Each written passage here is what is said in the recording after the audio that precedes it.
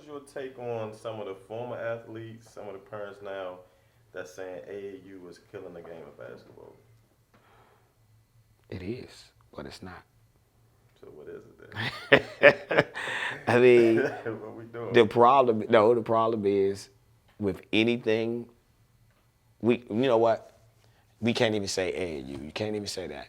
We got to say everything that has a lot of money in it is going to have issues. So basketball became $1 billion industry. Become $1 billion industry, you're gonna have $1 billion problems. It's no different than anything, any market, anything that we do in society that start music. When the music industry, once the music industry became $1 billion industry, what was it? It's problems, is issues, is everything that comes with it. So there was a time when basketball wasn't $1 billion industry. The bigger the revenue gets, you always gonna deal with issues, and it's no way around it. But I've watched the different landscapes and how they want to give it back to they don't know what they want to do. They want to give it back to the high schools. They want to give it to this person, or they want to do this. At the end of the day, the one thing I will say though is that I know a lot of AAU coaches, and I know the time and effort that they put in and what they do to deal with these young kids. And I can't say that everybody's doing it for the right reasons, but I can just say that I know the impact that it's had on the ones that I know. And without it, I couldn't imagine what they would be doing unless we get back to the days when I grew up, where the community center engulfed you. But if that ain't existing no more, people don't even go outside anymore. So Okay, so let's talk about the mentorship of AAU and the longevity of a relationship. So you're real close to Victor Oladipo. What was so special about Vic? was a great kid, man. He was he wanted something. And when you get that kid that wants something and you see how bad they want it and they're willing to do whatever to get it, you almost feel obligated to be a part of that support system. And I knew he was going to be good. I had no idea he'd ever be an NBA player. That we always talk about that, and everybody say, well, he was the one that grabbed him. Initially, I loved him because he was a good kid. You know what I mean? Like, he was just a good kid that wanted to be influenced. I knew he was good. He didn't know how good he could be. And so my job at the time was just to tell him and keep letting him know that how good he could be. And he continued to exceed my expectations. But as he got a little older and I started watching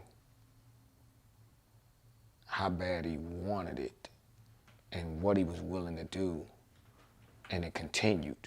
Even after he had a little success, he wasn't satisfied. And so the little stories that people say, well, I knew before everybody else knew. But initially, I mean, he wasn't even good in ninth grade. So, you know what I'm saying? So he wasn't even good. Really, he was just a great kid, man. I loved him as a kid, you know what I mean? So, but then when he went to school, when he went on, if you know the story, didn't have a lot of offers. Kind of a myth. So every summer, when he had good games, he had picked up offers. The difference was with Vic, like when he went back to high school, he wasn't really an integral part of this. Like his role at high school, of course, he was at the math, and you look back now, he was a part of, I think he had like 6 NBA players on his team. Exactly. So nobody knows that at the time, but his role was more so like the junkyard dog. I'm a rebound. I'm a block shot. So I'm gonna just do things to help you win, but I don't stand out. So when he go back to school, he wouldn't be recruited. So somebody might offer you, but they're not recruiting you. And so Kenny Johnson and we kept reaching out to Tom Crean. And Tom Crean had already just, if y'all remember Mo Creek, Tom Crean was at Marquette recruiting Mo Creek, and he got the job at Indiana. And so Mo Creek agreed to go with him there. So the relationship was already built. And if you ever know anything about Tom Crean, he had always did wonders with that kid from 6'4" to 6'6". That was kind of an afterthought. He had a track record of turning those kids into pros. So Kenny and I talked, and we thought that it would be a perfect place for him to be molded. And got time to come down and watch him play. And I remember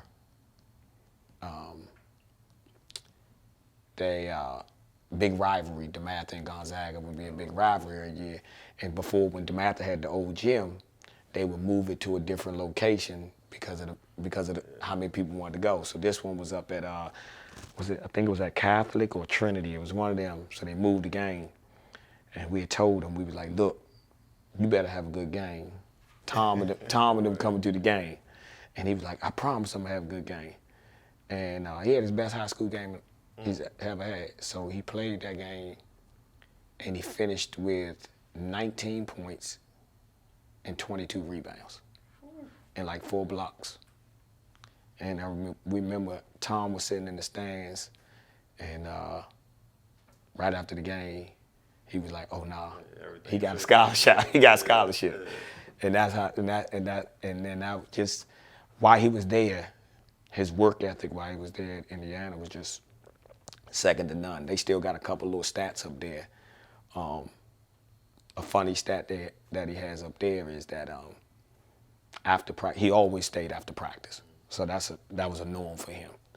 But what was amazing was they had a stat is after practice and after he goes to the locker room, how much time he would stay in the locker room without going nowhere. His day was complete. He was good. That's all he wanted. You see what I'm saying? So he would go stay after, do about an hour in practice, but then he would go to the locker room. That was his sanctuary. Just chill. He just chilled. So they still time it up there now to this day, like to see if anybody spends because you know how people after practice, after workout, they go on to find something else to do. He was good.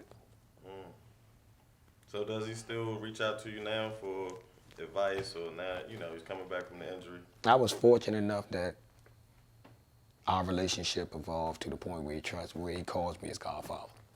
So, and that's what. So when you talk about coaching and still doing that, when you feel like you've had that impact, like how can you not? You know what I'm saying? How can you not continue that? So with that being said, yeah, I mean, I talk to him every day. So we were talking the other day. Indiana got off to an 0-2 start. He's sitting on the bench, and we going back. How can he impact the team without playing? You know, we talk about a little bit of everything. You know what I'm saying? He wants to be great. You know what I'm saying? So he's still figuring it out, and he's done a good job thus far. You know what I'm saying? So with all these great stories, you have men and either women affecting the community. Why does AAU have such a bad rap? What's your thoughts on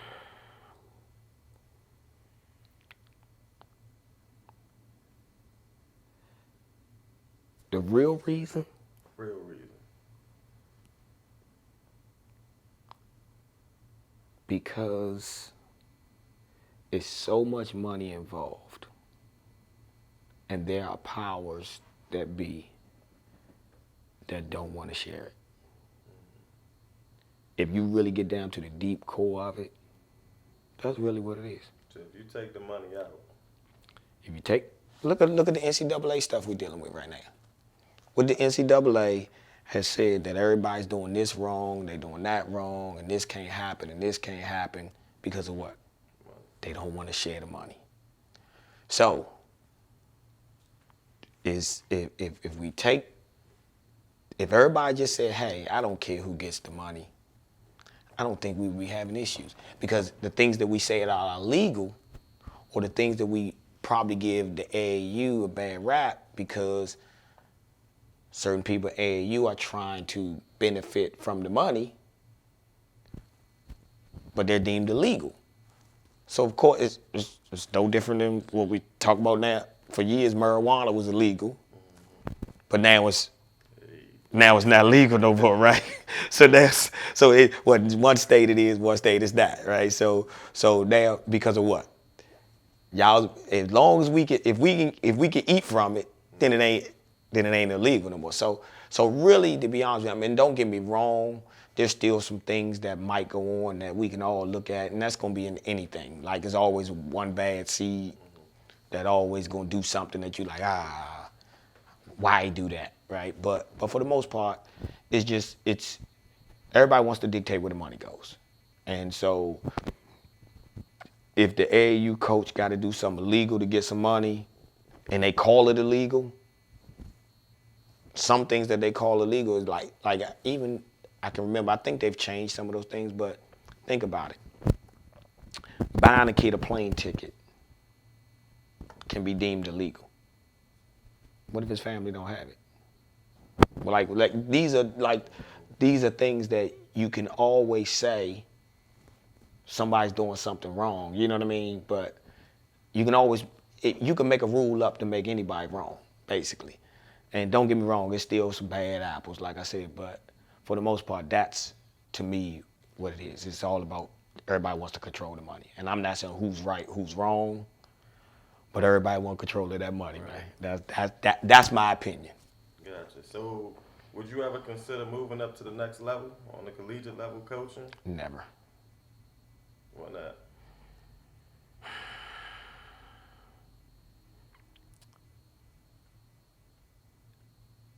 The higher it goes, the worse it gets, to me.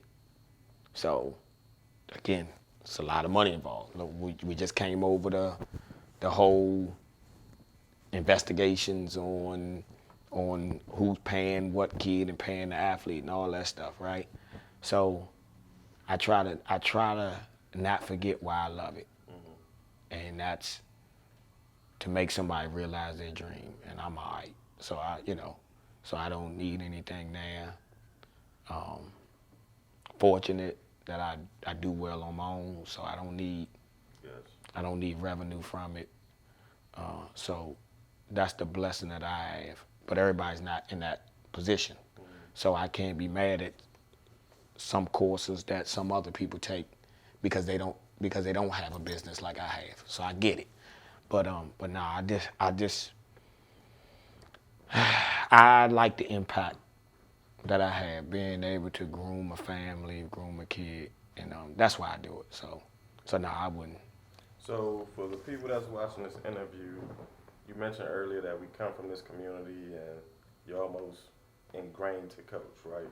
Mm-hmm. Do you think working with friends, building programs, is it positive in AAU or a negative? It's very much a positive, but it's like any other business. Partnerships are always hard to keep together, and it doesn't have anything to do with AAU. It has something to do with the number one reason why partnerships don't work. Number one reason why partnerships don't work, and I've been fortunate enough to learn this through training and other things and other businesses, but the number one reason why partnerships don't work is because somebody always feel like they're doing more than the other one. So people like to say it's AAU, but it happens. It's why marriages don't last. You see what I'm saying? Because partnerships, people have to value what the other person brings, even if I can't see their value sometimes. So I think it's a great thing for anybody to come together and try to do something and build something.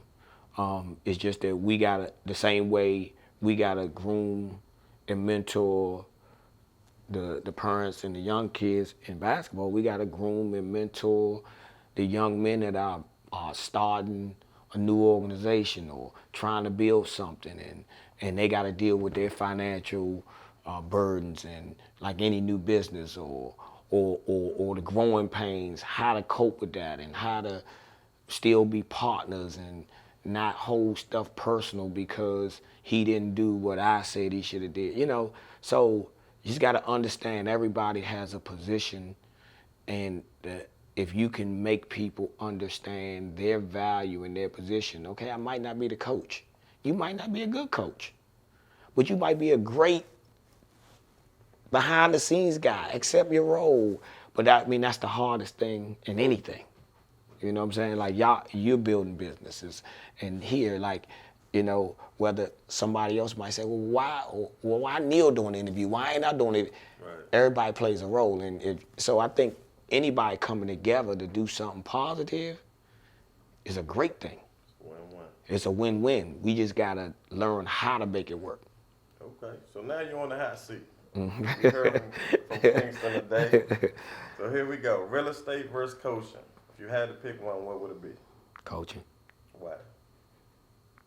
I love it. But I couldn't do it without real estate. Because I need the finances. I know about that. Top 5 AAU players from point guard to center that you personally coach. Your top 5.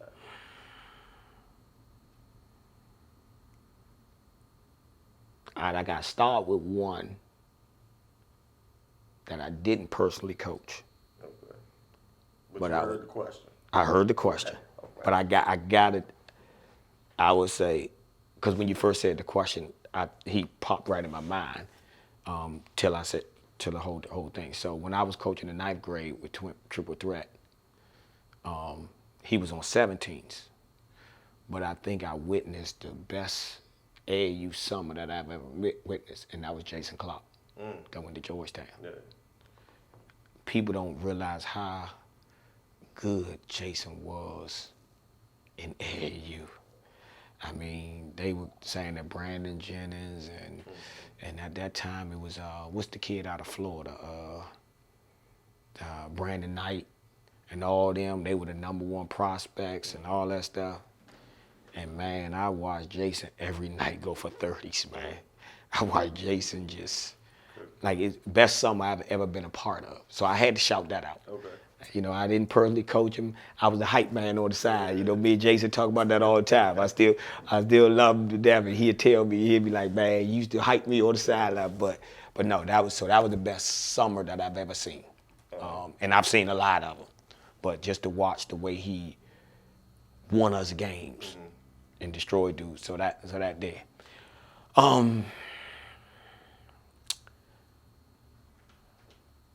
Best point guard I coached. Oof. I mean, you said we went undefeated. You know what? Nah, don't do me like that. You was a combo. Keep it 100. So, point guard.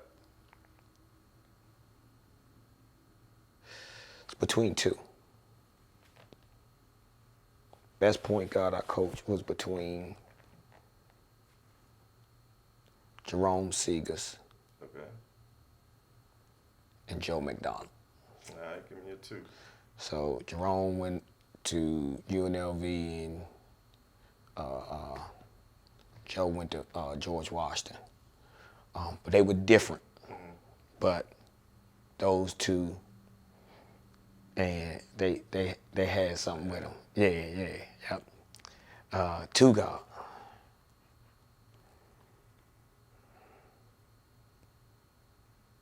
Oof.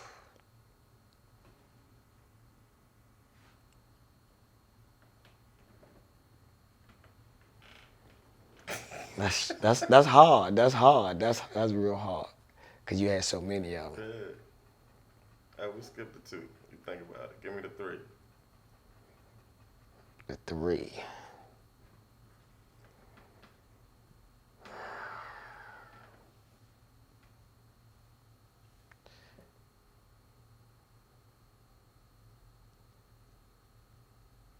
Yeah, that's scary. This scary because I'm about to leave probably somebody out. I would say, are we talking about who they be who surprised you, who was the funnest to coach, or the best? All of the above. You had to pick one. If you taking Kingston starting 5 to go and play anybody else that you've ever coached, anybody you coached against, they're 5. Who had the 3?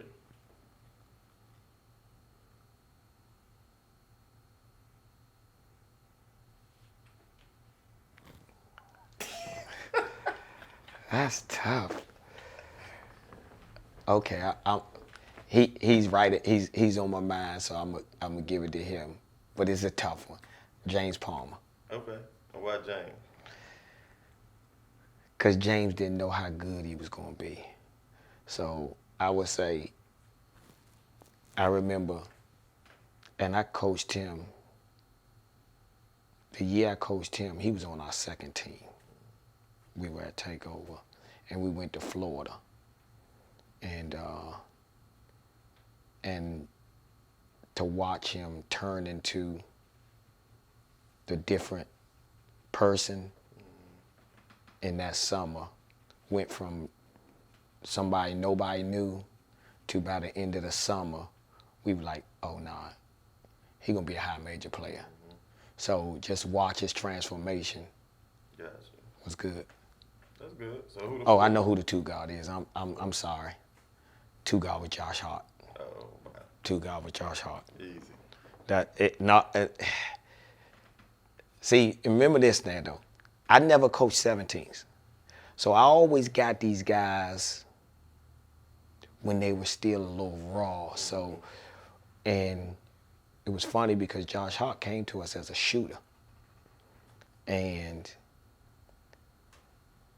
after about 2 tournaments, we had told him to start playing so hard that he couldn't make shots. But boy, he was an animal. So yeah, so Josh Hart was the 2. So who had the 4? This about to surprise you. Absolutely. You know why it's gonna surprise you? Because he's a guard now. Victor Oladipo. He was a 4. Mm-hmm. He was a 4. So he was a power forward. He blocked shots, he rebounded, but he was a 4 that could start the break. Right. So he would get the rebound and start the break. You see that now? Yeah, Yep. Yep. All right, so who had the 5? One of my favorite players, Mikael Hopkins. Why is one of your favorites? Because he was one of the funnest to coach. Yeah. So he ended up being good. When I had him early, he wasn't good, but a lot of people didn't know how good his skill set was. He couldn't hold position on the block, so I used to tell everybody, y'all better not throw it to him in the post. And I remember we made a deal during the year. I was like, I'll let you shoot 2 threes a game, but you have to block shots and rebound. and I would say, and people don't realize this, that whole summer he shot about 50% from 3. He would only shoot like 2 a game, but he knew they was going. But he would hit. You know, some games he'd go 2 for 2. You know what I mean? Some games, but he finished the year probably like 50% for 3. All right. So now I want you to give me your NBA top 5 all time, 1 to 5. No error. Any era. The 1 is Isaiah Thomas. Now why Isaiah? Because he was a killer. Over Magic, over Stockton. Isaiah Thomas. Ain't no wave in that. The 2, I didn't like him but he made me like him was Jordan. Okay. He's the greatest of all time. So that's just, Don't yeah. disrespect the Yeah, coach. yeah. We're going with 3. This is tough for you.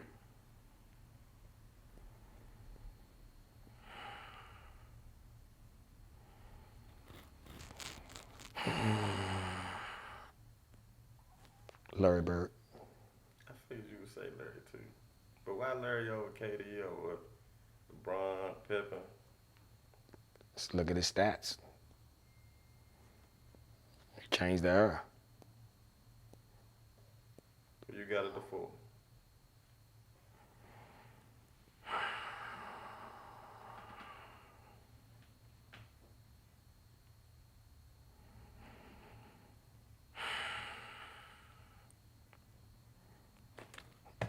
It's impossible not to choose him, but even though Tim Duncan. Okay. Over Karl Malone. I gotta go with Tim. I gotta go with Tim. Who had the 5?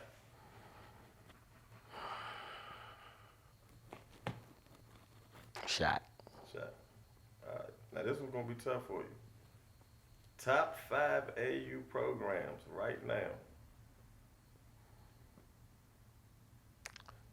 Number 1, Takeover. Gotta go with them.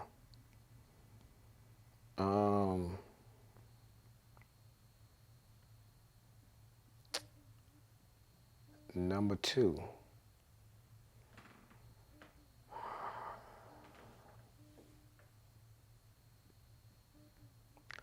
You know why this is gonna be hard? Yeah. Because I'm not a fan of others. Number 2 is New World.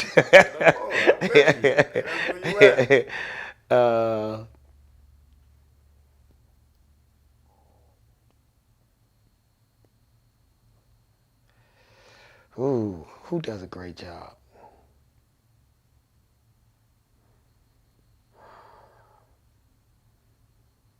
It's hard. Hey, 3 right there. You always hang up on the 3s. We need the 3s.